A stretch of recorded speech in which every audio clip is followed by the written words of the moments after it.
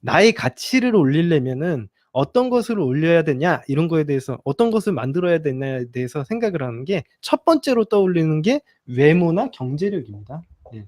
첫 번째가 외모 또는 경제력을 생각합니다. 예.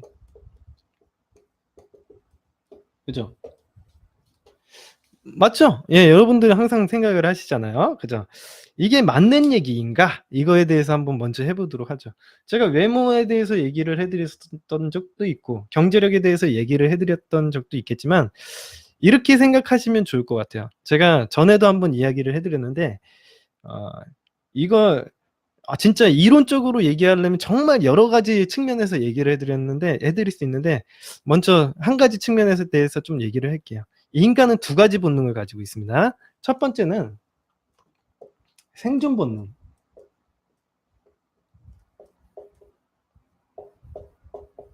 두 번째는 번식 본능을 가지고 있어요. 예. 생존 본능과 번식 본능을 가지고 있습니다. 인간은 딱 두 가지 본능을 가지고 있는데 어떤 게 먼저냐라고 따지거나 어떤 게 더 우선적이고 더 좋은 거냐라고 따지게 되면요. 저는 사실 그런 것보다 당연한 입장, 동물의 입장에서 좀 설명을 해드리는 게 더 맞을 것 같아요. 어떤 거냐면 여러분들이 번식을 하기 위해서는요. 반드시 생존에 있어야 됩니다. 그죠?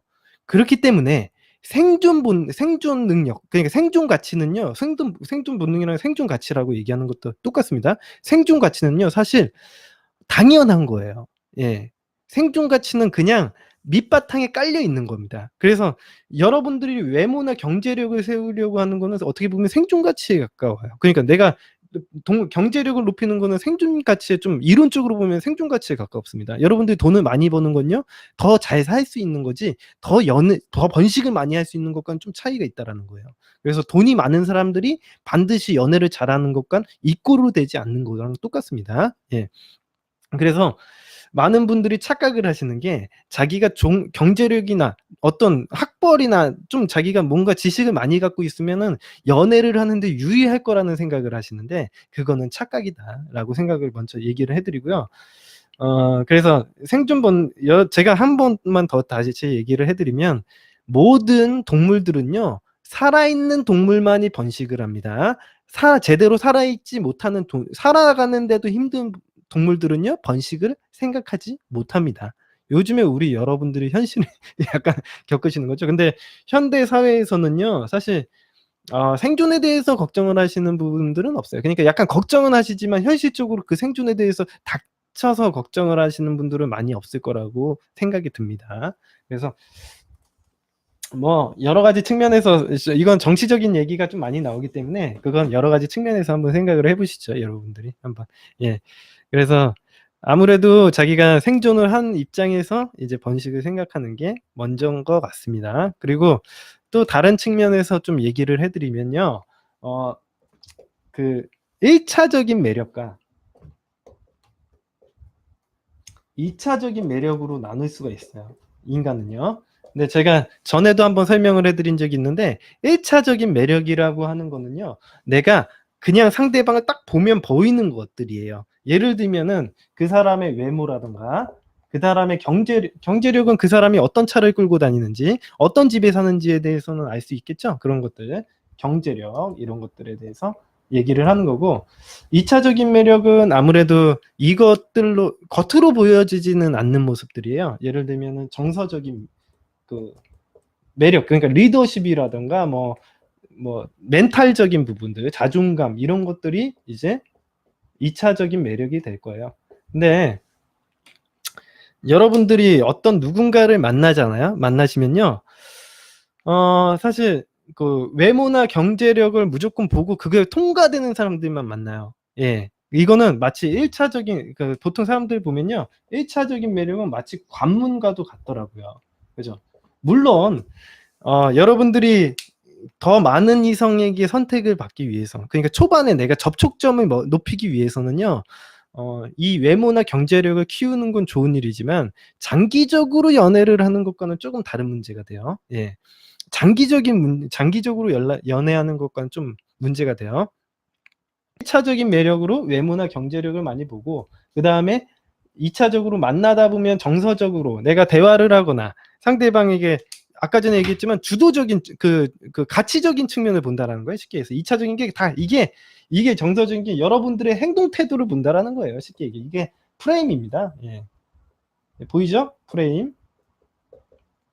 이게 프레임이에요. 예. 2차적인 매력이 뭐예요? 프레임이에요, 그냥. 예. 그냥 가치적인 걸 본다는 거예요. 정서적으로 뭐 대화가 잘 통하는지, 지금 뭐 책임감이 있는지, 뭐 이런 얘기가 막 나타나는데, 이게 되게 추상적인 얘기고, 제가 얘기했지만 딱 정리해서 얘기해 드리면 프레임의 문제. 가치가 있냐 없냐를 따져 가지고 얘 계속 만나야 돼 말아야 돼에 대해서 생각을 한다는 거죠.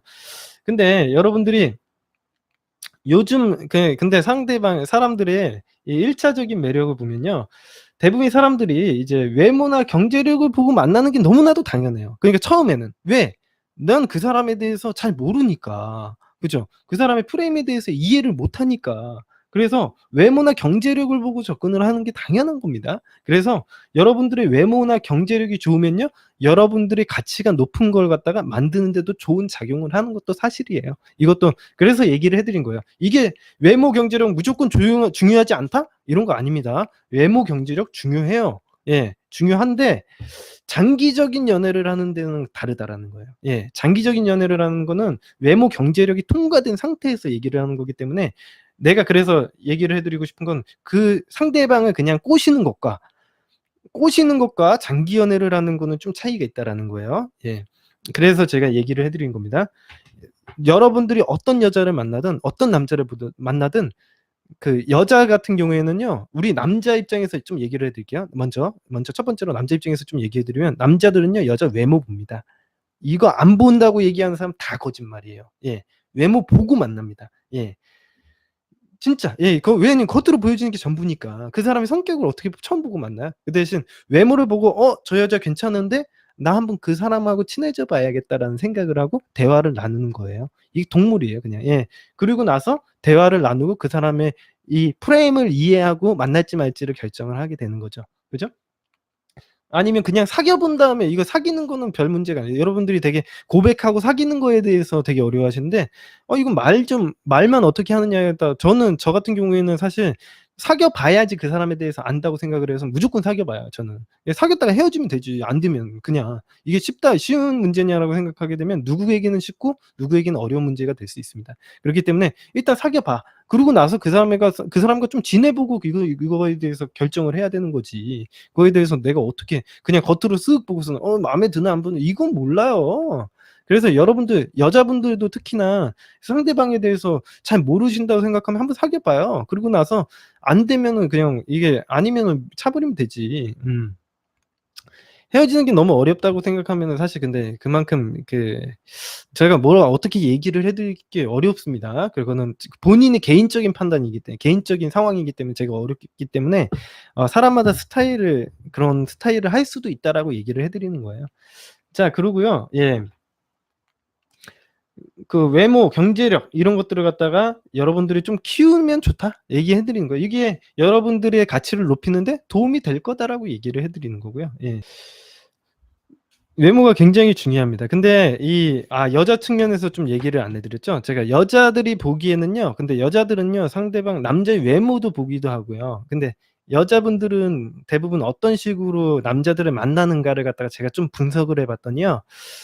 그 여자분들은 나이가 어린 분들이 있어요. 그러니깐 고등학생이나 중학생, 이 뭐 이제 대학생 초반 막 이렇게 연애를 많이 안 해 보신 분들은요, 대부분 남자들을 만날 때 그냥 외모를 많이 봅니다. 그냥 텔레비에 나오는 것 같은, 그냥 늘씬하게 생기고 뭐 그냥 약간 예쁘장하게 생긴 남자들을 보면요, '걔 괜찮아 보인다.'라고 생각하고 좀 쫓아다니는 경향들이 있어요. 근데 이거는 어렸을 때 얘기를 하는 거고요.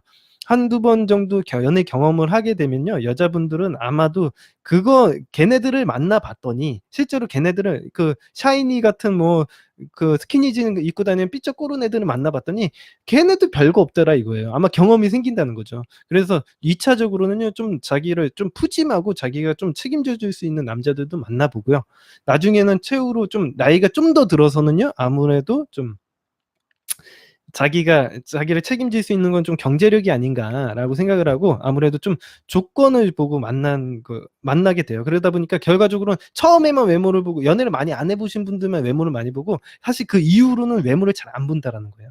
외모보다는 경제력이나 자기를 좀 책임져 줄 수 있는 남자를 찾는 게 이제 여자들의 일관된 패턴이라고 봐요. 그러니까 제가 연구한 바로는 그래요. 그죠? 근데 남자는 되게 웃긴 게 남자는 20 살이 돼도 예쁜 여자, 30 살이 돼도 예쁜 여자, 40 살이 돼도 예쁜 여자예요. 50 살이 돼도 예쁜 여자, 60 살이 돼도 예쁜 여자.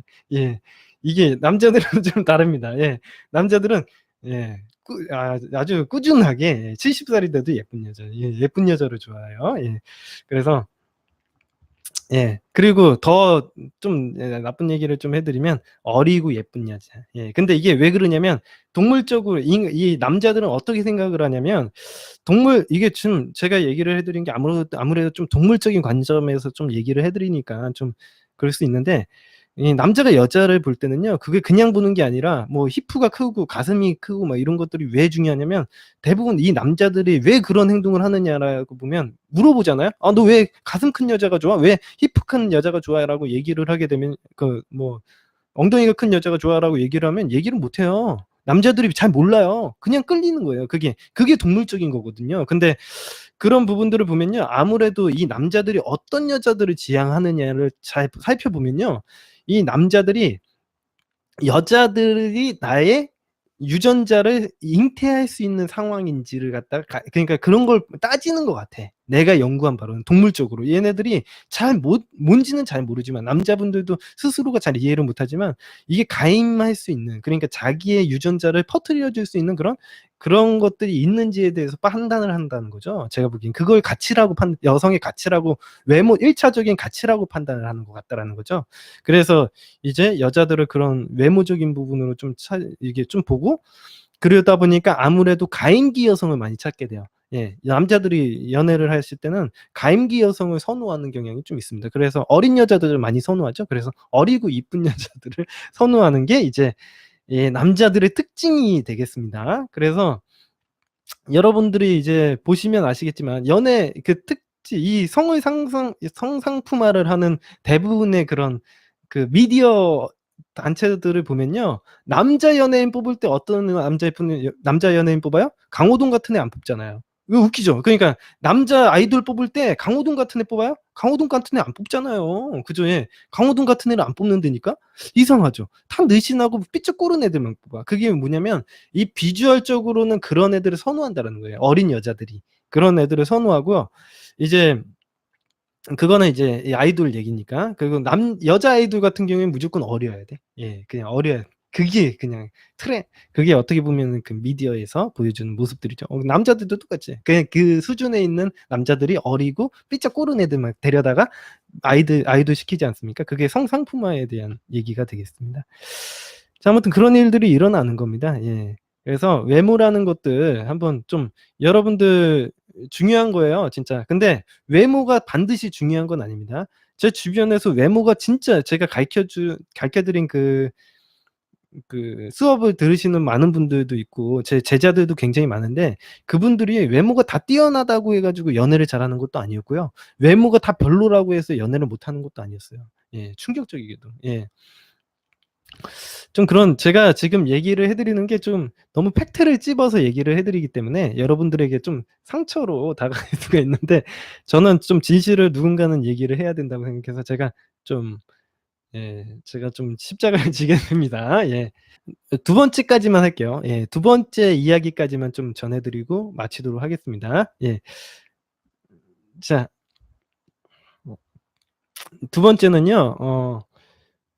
언제나 상대방이 나에 대해서 관심이 있다고 전제를 하자입니다.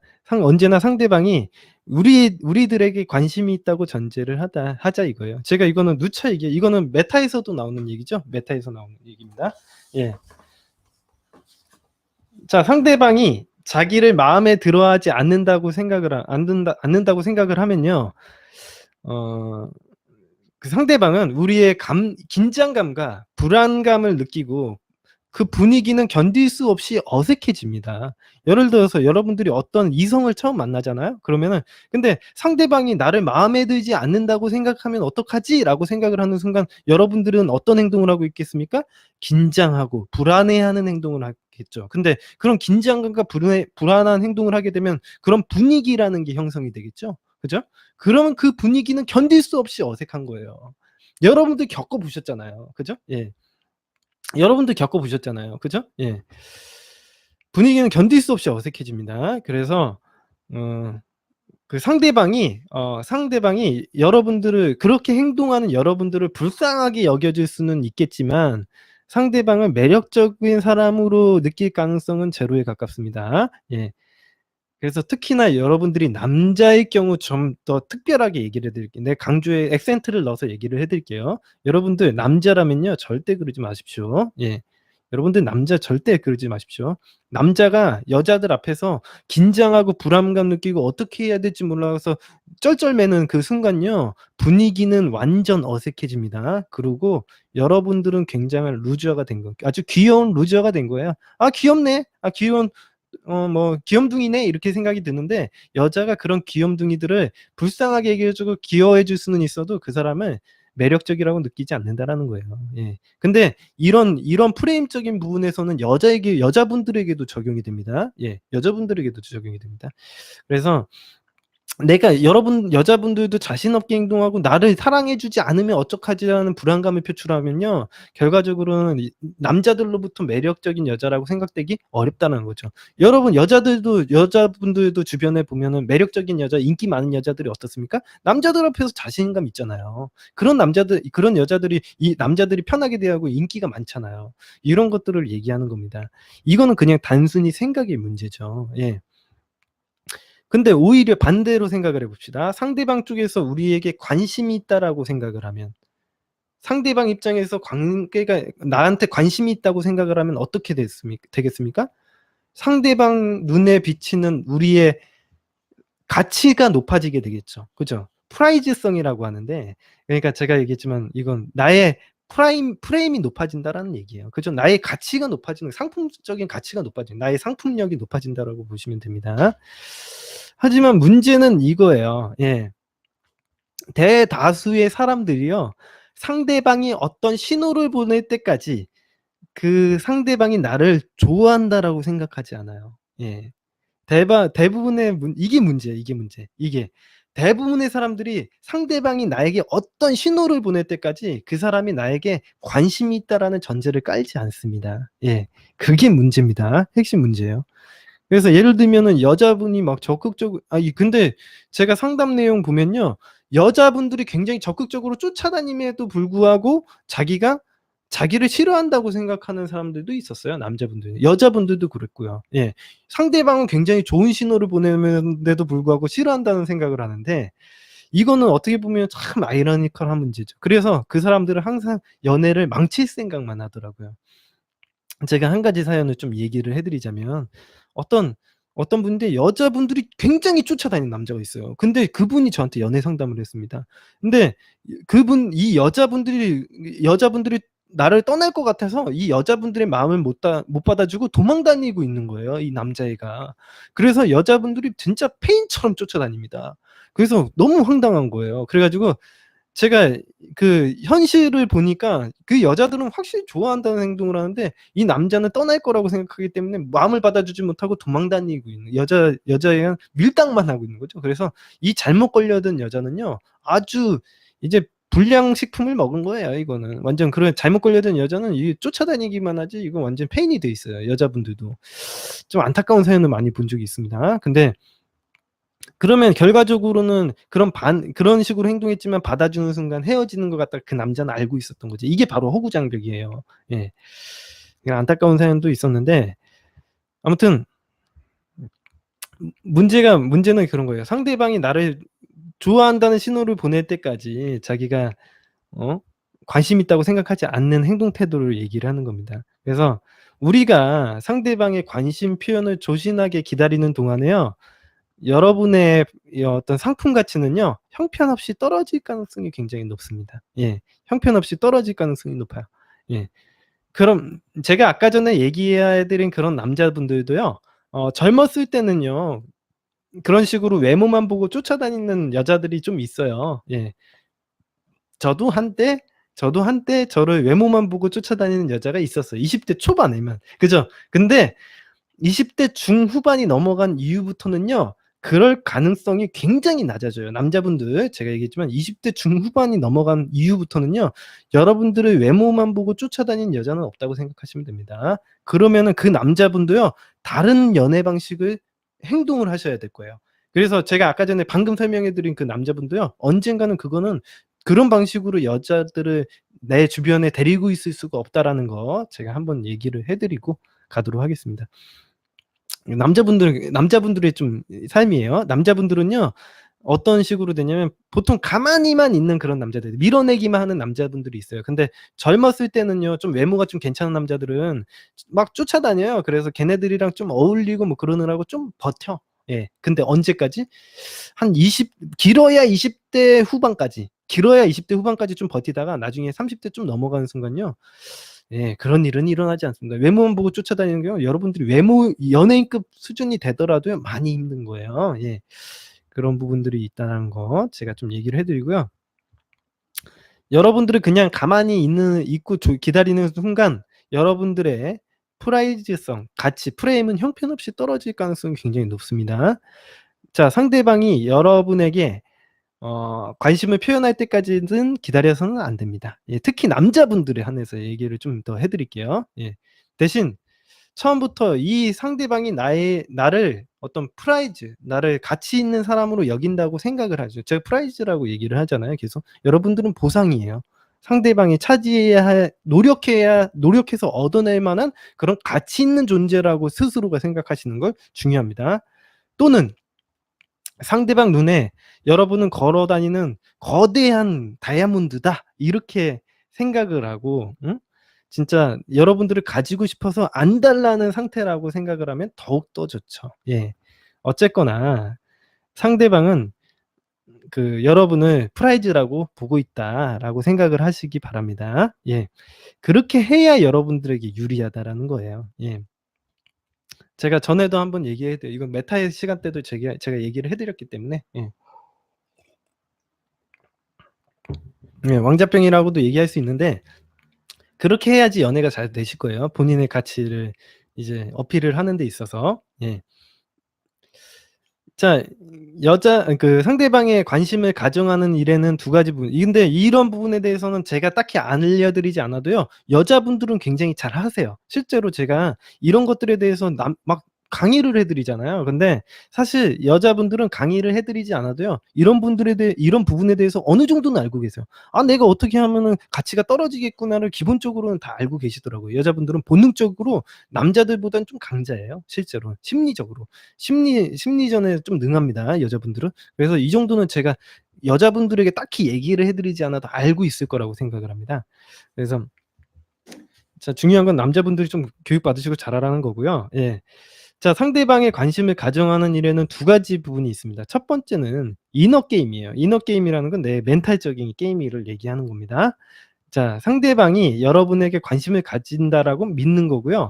두 번째는요. 아우터 게임이에요. 아우터 게임은 어 제가 얘기했다면 메타가 있으면 리얼리티가 있는 것처럼 현실 세계에서의 게임을 얘기합니다. 그래서 상대방이 우리에게 관심을 가지고 있다라는 것을 우리가 효과적으로 구체적으로 이제 그런 기술들을 써 가지고 믿게 만드는 거죠. 제가 그래서 메타와 리얼리티를 따로 설명을 해 드리지 않았습니까? 예. 자, 그런 것들이 이제 두 가지가 중요해요. 아우터 게임은 그냥 기술적인 요소라고 생각하시면 되고 이너 게임은 멘탈적인 게임이라고 보시면 됩니다. 자, 이 두 가지가 똑같이 중요하고요. 둘 중에 하나만 가지고는 아무것도 되지 않습니다. 제가 인지부조화에 대해서 얘기를 해 드렸다시피 사람은 생각만 가지고 있으면요. 그게 생각만 가지고 있고 현실에 그게 나타나지 않으면요. 이게 한 1 년, 2년 정도 지나잖아요. 그러면 정반대의 메타가 생깁니다. 왜? 현실에서는 이게 이루어지지 않았기 때문에 '나의 생각은 망상이다.'라는 학습을 하게 돼요. 그래서 이 망상을 갖다가 '잘못됐다.'라고 생각을 하게 되겠죠. 그래서 근데 반대로도 똑같아요. 아까 전에 제가 얘기를 해 드렸던 것처럼 아까 전에 얘기해 드렸던 사연처럼 이 상대방이 나를 열심히 쫓아다니고 난 되게 그 사람들과 뭐 잠자리도 가지고 정말 행복한 뭐 이렇게 잘 뭐 어떻게든 쫓아다니고 있다는 건 내가 현실에서는 증명을 하고 있어. 하지만 내 생각은 상대방이 나를 싫어하면 떠나면 어떠지라는 이런 불안감들만 갖고 있으면요. 이게 인지부조화가 생기는 거예요. 똑같습니다. 예. 자, 그래서 우리 어떤 상대방이 우리에게 관심이 있다고 자연스럽게 믿게 될 수도 있고, 예.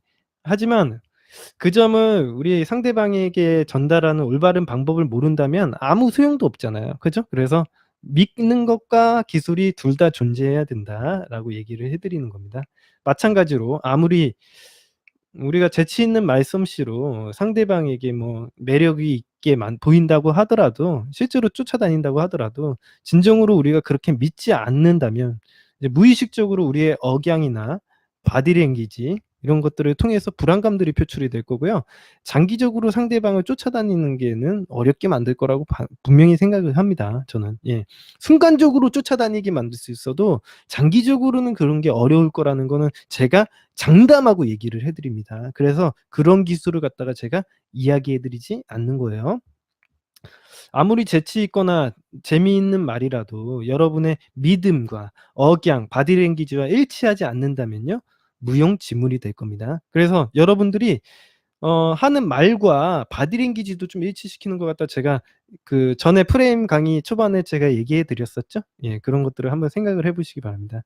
자, 상대방은 이런 말과 행동이 달라지는 이 불일치를 느끼게 될 경우, 그러니까 이 사람은 말은 되게 멘트는 세게 한데 굉장히 눈치를 보고 나에게 불안한 행동, 바디랭귀지를 취하고 있어. 이렇게 하게 되면요, 여러분들이 어떤 행동, 나의 반응을 끌어내려고 하는구나라는 이 상대방의 눈치를 챈다는 거죠. 그리고 테스트를 해볼 겁니다, 진짜 그런지. 예.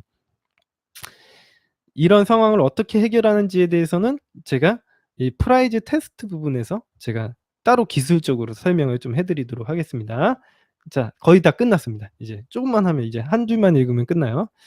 자, 이런 메타와 프레임에 대한 이 기술들은요, 이 기술들을 통해 여러분들이 상대방으로부터 처음부터 우리에게 관심을 가지고 있다라는 전제하기 위한 이런 기술들을 좀 배우시게 될 거예요. 제가 나중에 좀 얘기를 해 드릴 겁니다. 예. 여기까지 오늘 하도록 하겠습니다.